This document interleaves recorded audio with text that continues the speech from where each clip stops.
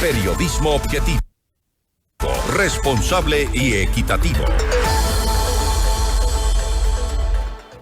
Este 4 de julio del 2024 a nivel nacional comenzaron las movilizaciones de diversos sectores sociales. A esta hora los manifestantes llegaron ya a la Plaza de Santo Domingo en rechazo a las medidas tomadas por el gobierno nacional con respecto al tema de la eliminación del subsidio a los combustibles. Esta es la entrevista de Fausto Yepes, hoy con... El contacto a esta hora es con el doctor Juan Manuel Fuertes, ex viceministro de Gobernabilidad, para hablar sobre las movilizaciones de las organizaciones sociales. Un primer gran reclamo que se hace a las medidas adoptadas por el gobierno. ¿Cuáles serán los efectos? Ahora mismo le preguntamos, doctor Fuertes. Gracias por estar con nosotros. Fausto Yepes le saluda. Bienvenido. Fausto, buenas noches. Un saludo a la audiencia. Estas son ya movilizaciones a las que se han juntado, digamos, se han sumado algunas organizaciones sociales, están también la Unión Nacional de Educadores. ¿Cuál es el mensaje que usted cree se está dando en este momento al gobierno? Incluso si atamos esto a las cifras que se han conocido ya en las últimas horas respecto de la baja en la popularidad del presidente de la República y también la aceptación.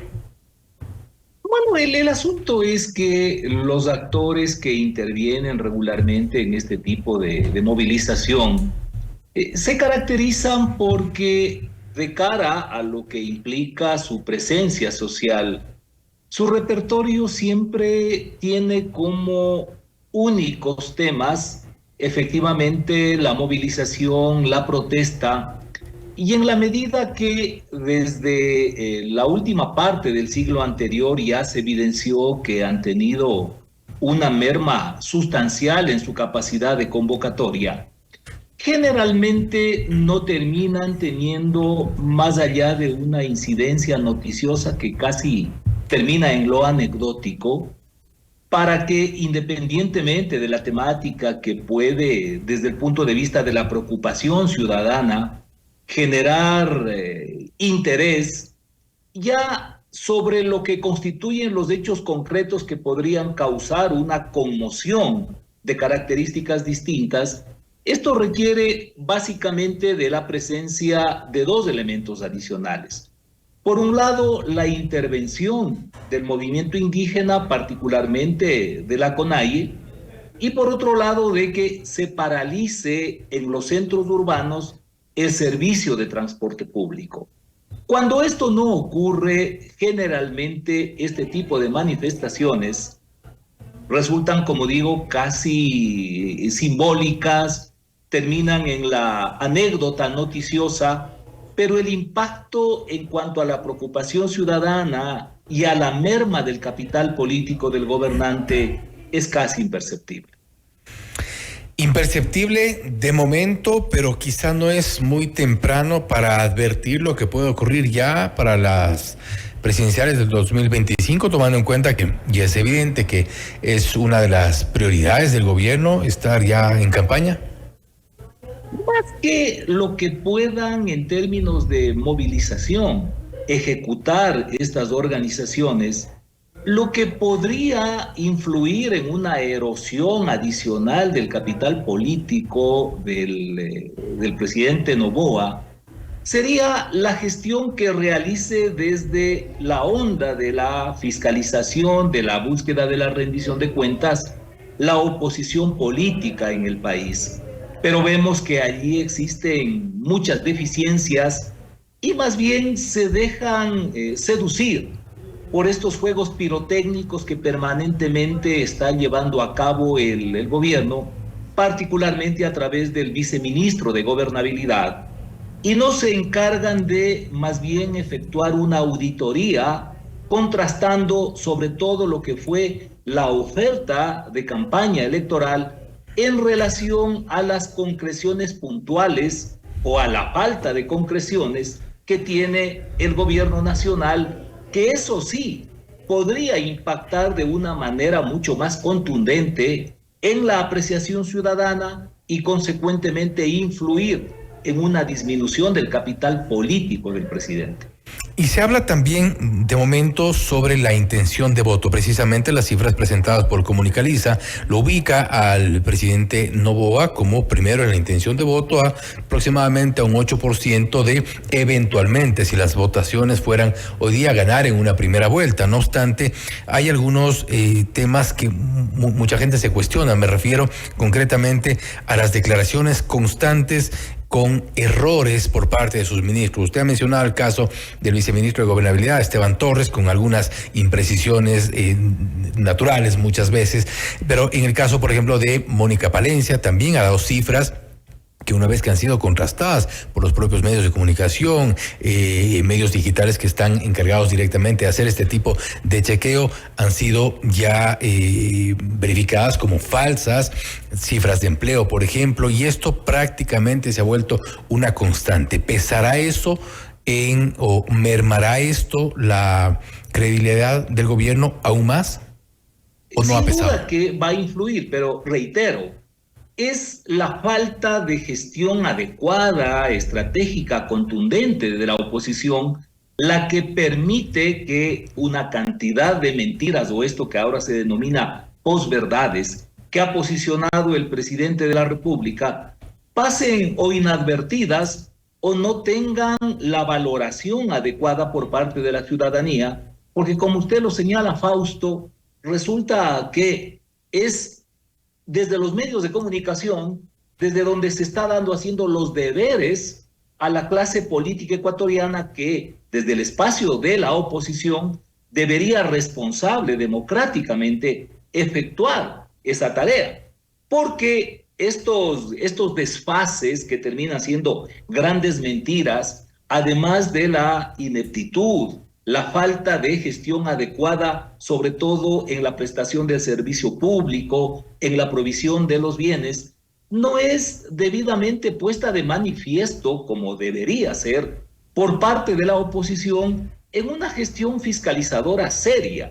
Y más bien lo que en el orden político se dedican es a dejarse seducir, como decía, por estos fuegos artificiales que semanalmente colocan, sobre todo desde el Viceministerio de Gobernabilidad, y en consecuencia estas otras realidades que sí deberían ser materia de mayor preocupación porque afectan no a los problemas o a los intereses discursivos o de debate de la clase política, sino a las necesidades, a los problemas que tienen los ciudadanos, son topadas muy superficialmente o generalmente pasan inadvertidas. ¿Estamos entonces frente a una oposición mediocre, por decirlo menos? Totalmente, pero mire usted lo que está pasando ahora con este anuncio de juicios políticos en contra de la señora ministra del Interior y de la señora canciller. No es que, si es que llega efectivamente a producirse la censura y la destitución, esto le provocará una fractura de magnitud considerable políticamente al gabinete ministerial y a la gestión de gobierno, porque no son funcionarias realmente destacadas. Y por otra parte, sobre todo en lo que tiene que ver con lo que se dice es materia de la acusación en contra de la canciller, esto le va a permitir nuevamente al presidente Noboa asumir la condición de portaestandarte de la lucha contra la corrupción, porque dirán que desde la victimización nuevamente se intenta desconocer o echar al traste la búsqueda de evitar la impunidad, porque lo que se hizo asaltando la Embajada de México es precisamente lograr que no escape un delincuente como el ex vicepresidente Glass. O sea, esto, desde el punto de vista de la estrategia política, va a funcionar en detrimento de la oposición y más bien va a terminar favoreciendo al propio gobierno. Y como usted señala, Fausto, efectivamente es una muestra de la falta de profesionalidad de la política y de una mediocridad desde la mayoría de la oposición. Pero al final del día estamos frente a una clase política mediocre de lado y lado, desde el Ejecutivo, desde la oposición y en todos los frentes, porque, perdón, si es que ponemos un poco en perspectiva para plantearlo de otra manera. Las fallas del gobierno, las mentiras que nos han publicado en su momento, la inacción en otros casos, por ejemplo, hemos visto lo que ocurre con la minería ilegal, cero acción, cero respuestas, lo que ocurre en el área petrolera, lo que ocurre en la refinería de Esmeraldas, todas estas acciones o inacciones por parte del gobierno no son precisamente un éxito de la comunicación del gobierno el hecho de que no haya empezado, sino solo la mediocridad y la pobreza de una oposición incapaz.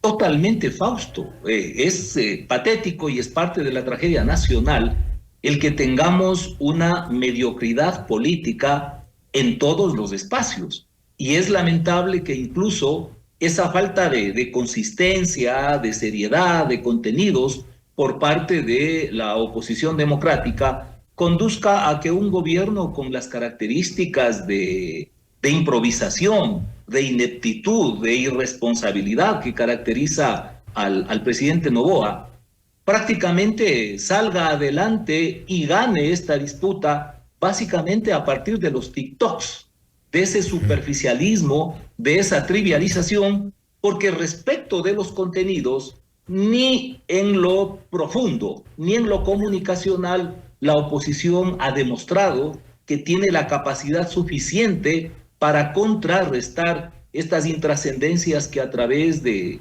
estos instrumentos como el TikTok despliega el gobierno. Penoso diagnóstico, Juan Manuel. De todas formas, hay que seguir midiendo de a poco y es evidente que no es que funcione el TikTok, es que no funciona la oposición. Nuevamente, gracias por haber estado con nosotros. A usted, Fausto, y a la audiencia, muchas gracias. Gracias, señor. El doctor Juan Manuel Fuertes, ex viceministro de Gobernabilidad, hablando sobre las movilizaciones de las organizaciones sociales. ¿Cuál es el efecto para el gobierno de estos reclamos respecto del alza del precio de los combustibles? Es lo que resulta de la eliminación de los subsidios para las gasolinas. No obstante, habla de una clase política mediocre, incapaz de poder posicionar los temas de real interés nacional. No es que funcionan los anuncios en TikTok o redes sociales, es que hay también una oposición mediocre. Esto es Notimundo Estelar, siempre bien informados.